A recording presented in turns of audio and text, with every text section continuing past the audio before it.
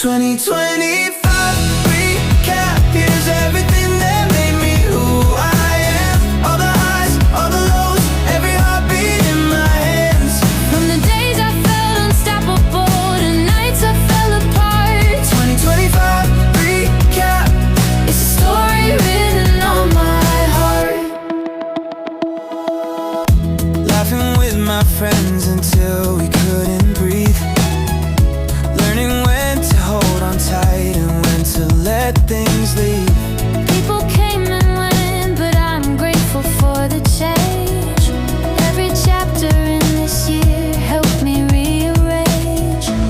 I didn't get it perfect,